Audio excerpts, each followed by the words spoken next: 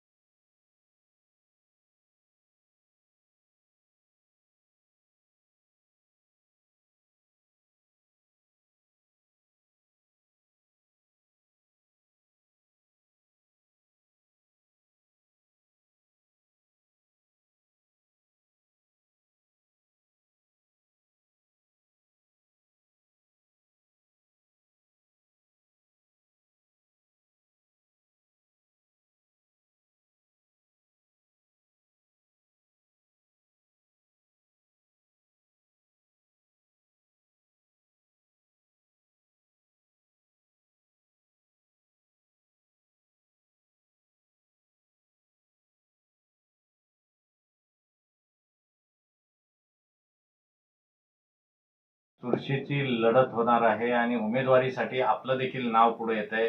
काय सांगाल, कशा पद्धतीचा आपला मनसुबे आहेत, कशा पद्धतीनं आपली रणनीती असणार आहे? जय महाराष्ट्र. शिवसेना उद्धव बाळासाहेब ठाकरेचा संपर्क प्रमुख या नात्याने मी ह्या कर्जत विधानसभा मतदारसंघामध्ये गेल्या वेळेस देखील इच्छुक होतो 2019ला, आणि आता 2024ला देखील मी इच्छुक उमेदवार म्हणून आहे. परंतु मातोश्री म्हणजे उद्धव ठाकरे साहेब जे आमचे पक्षप्रमुख आहेत, तो निर्णय घेतील तो मला मान्य असेल. म्हणजे ह्या मतदारसंघामध्ये मात्र जे लोकसभेला जे जनमानसांनी दाखवून दिलं की ताकद ही शिवसेना उद्धव बाळासाहेब ठाकरे याच पक्षाची आहे, आणि ते पुन्हा एकदा या विधानसभेला देखील संपूर्ण ही जनता या मतदारसंघामध्ये दाखवून देईल. आपण मागचा इतिहास पाहिला असेल तर या मतदारसंघामध्ये जेव्हा आम्हाला जरी उमेदवारी दिली नसेल, पण तो मातोश्रीचा आदेश होता तो आम्ही पालन करून जे आमदार आहेत आत्ताचे विद्यमान त्यांना निवडून आणण्याचा सिंहाचा वाटा आमचा राहिलेला आहे. तर आपण पाहिलं असेल की त्यांना जवळजवळ त्यावेळेचं मिळालेलं 18,000 मताधिक्य. तर ज्या मी ह्या मतदारसंघामध्ये संपूर्ण जो काम जो करतो आहे त्या माध्यमातून आपल्याला आत्ता मी सांगू इच्छितो की गेले अनेक वर्ष हा मतदारसंघ राष्ट्रवादी काँग्रेस पार्टीकडे होता, परंतु त्यानंतर हा शिवसेना उद्धव बाळासाहेब ठाकरे पक्षाकडं येण्याचं कारण एकमेव आम्ही सर्वांनी केलं, त्यामुळे ते मेहनत आणि एकजूट असेल.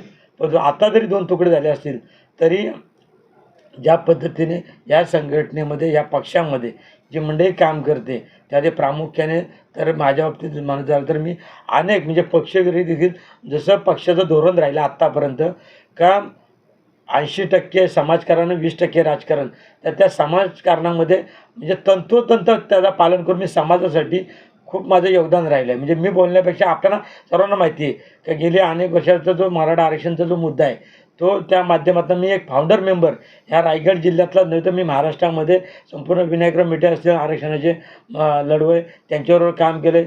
छत्रपती संभाजीराजे युवराज संभाजीराजे यांच्याबरोबर काम केलं आहे. आज मनोज जरांगे पाटीलसारखा एक निस्वार्थी चेहरा, एक प्रामाणिक नेतृत्व या समाजाला लाभलं, आणि त्यांच्याबरोबर मला महाराष्ट्रामध्ये काम करण्याची संधी मिळाली. एक राज्यासमोर मनुष्यनी, आणि या रायगड जिल्ह्यामधून जो मराठा हे आरक्षणासाठी जी आत्ता म्हणजे लढाई झाली या लढाईमध्ये मी फाउंडर मेंबर म्हणून काम केलं आहे. आणि आपण पाहिलं असेल का मनोज जरांगे दादांचं देखील फॅक्टर या ठिकाणी चालणार आहे, आणि या ठिकाणी 60,000 ते 65,000 मतदान या मतदारसंघामध्ये मराठा समाजाचा आहे, आणि इतर समाजाचा सुद्धा देखील संबंध या समाजकारणामधून माझं योगदान राहिलं आहे. मग तो मुस्लिम समाज असो, आमचा बौद्ध समाज असो किंवा इतरही समाज असो, या समाजामध्ये जे बांधिलकी आमची राहिले या समाजामध्ये आम्ही अनेक प्रतिनिधी देण्याचं काम केलं. मग नगरपालिकेच्या माध्यमातून नगरसेवक घडवण्याचं काम असेल, या ठिकाणचा आमदार असेल ते निवडून आणण्याचा जो सिंहाचा वाटा असेल किंवा खासदार निवडून आणायचा असेल तर सिंहाचा वाटा म्हणून माझा राहिलेला आहे. आणि माझे म्हणूनच सांगतो ह्या मतदारसंघामध्ये प्रबल दावेदार म्हणून सुनील पाटील ह्याच विधानसभेचे इच्छुक उमेदवार हे उमेदवार असतील. आणि यावेळेस उद्धव बाळासाहेब ठाकरे पक्षाचा शिवसेना महाविकास आघाडीचा या ठिकाणी भगवा फडकशिवाय राहणार नाही एवढंच आपल्या माध्यमातून मी सांगतो. भाऊ, या मतदारसंघामध्ये आपण प्रबळ दावेदार असल्याची चर्चा आहे. एकंदरीत आपल्या नावाला मोठ्या संख्येनं पसंती मिळताना दिसते. काय आहे या मागचं कारण किंवा कशा पद्धतीनं आपल्याकडं या मतदारसंघात पुन्हा एकदा एक नवीन चेहरा म्हणून पाहिलं जाते? मी गेल्या वेळेस देखील 2019 देखील ही उमेदवारी मागितली होती. पण उद्धवजी ठाकरे साहेबांनी जो आदेश दिला, पक्षाने जो आदेश दिला त्याचा पालन करून या ठिकाणी आम्ही आमदार निवडण्याचं काम केला. कोण उमेदवार यापेक्षा जो पक्षाने दिलेला उमेदवार हा आम्ही निवडण्याचा प्रामाणिक प्रयत्न केला. आणि जसं आता तुम्ही म्हणताय ही उमेदवारी जर मला पक्षाने दिली तर 100% त्याचा फायदा जो आत्तापर्यंत केलेलं प्रामाणिक काम असेल, लोकसभेला असेल, विधानसभेला असेल किंवा जो समाजासाठी आत्तापर्यंत माझं योगदान आहे त्याग जो मी केलेला आहे समाजासाठी त्याचा फायदा आपण जो बोलल्याप्रमाणे 60% जो समाज या ठिकाणी मराठा समाज आहे त्याचा मी प्रतिनिधित्व आज करत नाही, गेले 25-30 वर्षे करतो आहे. आणि त्याचा एक फाउंडर मेंबर म्हणून या ठिकाणी स्वर्गीय विनायकराव मेटे असतील, आमचे शशांकजी पवार असतील, पुरुषोत्तमजी खेडकर असतील किंवा आत्ताचे युवराज छत्रपती संभाजीराजे असतील किंवा आमच्या जो बुलंद आवाज संघर्ष होता मनोज जरंगेचा पाटील असतील यांच्याबरोबर काम करून या गरजवंत मराठांना कसा न्याय मिळेल यासाठी आम्ही प्रामाणिक प्रयत्न केला. आणि इतरही समाजाला आत्तापर्यंत त्यांच्या मागण्यासाठी त्यांच्याबरोबर सातत्याने राहून त्यांच्या देखील मागण्याचा आवाज उठवलेला आहे. त्यामुळे सर्व घटक या ठिकाणी काम करतील. आणि मला खात्री आहे की या ठिकाणी ह्या कर्जत कालवा विधानसभा मतदारसंघामध्ये या महाविकास आघाडीचा म्हणजे उद्धवजी बाळासाहेब ठाकरे पक्षाचा आपल्या रूपाने आमदार झाल्याशिवाय राहणार नाही एवढं आपल्याला मी सांगतो. पक्ष या निवडणुकीमध्ये नशीब आजमावू पाहत आहेत, काय सांगाल? सर्वच पक्ष म्हटल्यानंतर महायुतीमध्ये जास्त करून खूप मोठी रस्सीखेच चालू आहे. परंतु महाविकास आघाडीमध्ये तेवढा रस्सीखेच आपल्याला पाहायला मिळत नाही. कारण तर शेवटी आपल्याला माहिती आहे ही निवडणूक जिंकायची. परंतु या ठिकाणी BJP-सुद्धा उडी घेताना आपण पाहतो आहे. त्या ठिकाणी महायुतीतला घटक पक्ष असलेला राष्ट्रवादी काँग्रेस पक्ष त्या ठिकाणी उमेदवारी मागतो आहे. आणि शिंदे गटाचे आमदार आहेत ते देखील या ठिकाणी विद्यमान आमदार आहेत ते इच्छुक उमेदवार आहेत. असं असताना 3 लोक या युतीमध्ये आहेत. महाविकास आघाडीमध्ये मात्र उद्धव बाळासाहेब ठाकरे पक्षाचे आमचे पक्षप्रमुख ठाकरेसाहेब जो निर्णय घेतील तोच मात्र अंतिम राहील. आणि ह्यामध्ये 100% ह्या मतदारसंघामध्ये शिवसेना उद्धव बाळासाहेब ठाकरे पक्षाचा महाविकास आघाडीचा उमेदवार निवडून आल्याशिवाय राहणार नाही एवढंच आपल्या माध्यमातून मी सांगतो. आणि ह्या वेळेस नक्कीच ठाकरेसाहेब अगदी चांगला निर्णय घेतील आणि योग्य उमेदवार देतील हे आपल्या माध्यमातून मी सांगतो. नितीन सावंत हे देखील उमेदवारी लढण्यास इच्छुक आहेत. आपल्या नावाला कशा पद्धतीनं जनमानसातून पसंती मिळते? तर मी माझी स्तुती करण्याची आपण जर तुलना केली तर शेवटी नितीन सावंत हे आता ह्या 6 वर्षामध्ये ते इच्छुक उमेदवार झालेत. गेले अनेक 2 टर्म मी या ठिकाणी ह्या विधानसभेमध्ये इच्छुक उमेदवार राहिलेलो आहे. परंतु जो पक्षाने आदेश दिला त्या आदेशाचं तंतोतंत पालन करून त्या ठिकाणी आमदार निवडून आणण्यासाठी मी प्रामाणिक प्रयत्न केला आहे. तर ह्यावेळेस मात्र नक्कीच पक्ष माझा विचार करेल, समाज माझा विचार करेल आणि त्याच जोरावरती ही विधानसभेमध्ये शेवटी आमच्यामध्ये मतभेद कुठले नाही आहेत.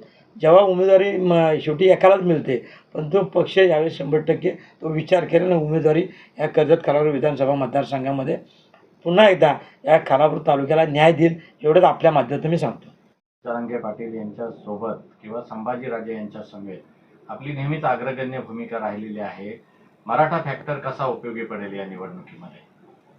आपल्याला तर माहिती आहे कर्जत खालापूर विधानसभा मतदारसंघामध्ये जवळजवळ 60 ते 65,000 टक्के हा मतदान मराठा समाजाचा आहे.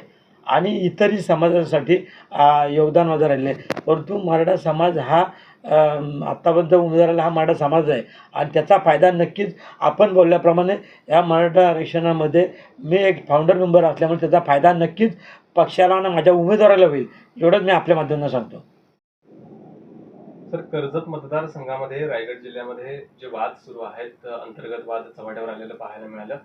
महायुतीमधलं जे वाद असेल त्याच्यानंतर आता महाविकास आघाडीमध्ये देखील जागा वाटपाचा वाद कुठेतरी उघडकीस होताना दिसते. त्यामुळे नक्की ही जागा कुणाला मिळणार हा संभ्रम निर्माण झालेला आहे. यावर काय सांगा? आपल्याला तर माहिती आहे की आपण पत्रकार सर्व ठिकाणी फिरत असतात, परंतु महायुतीमध्ये तो वाद मोठ्या प्रमाणामध्ये आहे. म्हणजे बी जे पी देखील एक त्या बाजूला उमेदवारी मागते, महायुतीमधला दुसरा घटक राष्ट्रवादी काँग्रेस तो देखील उमेदवारी मागतो आहे, आणि विद्यमान आमदार हा शिंदे गटात आहेत, ते देखील उमेदवार आहेत. मग त्यांच्याकडं 3 पक्षे 3 उमेदवार आहेत, परंतु आमच्या पक्षामध्ये या महाविकास आघाडीमध्ये 2च लोक इच्छुक आहेत, आणि त्यामध्ये 100% मातोश्री जो निर्णय हा विचार करून घेईल एवढंच मी आपल्याला म्हणतो, आणि कुठल्याही महाविकास आघाडीमध्ये मतभेद नाही आहेत.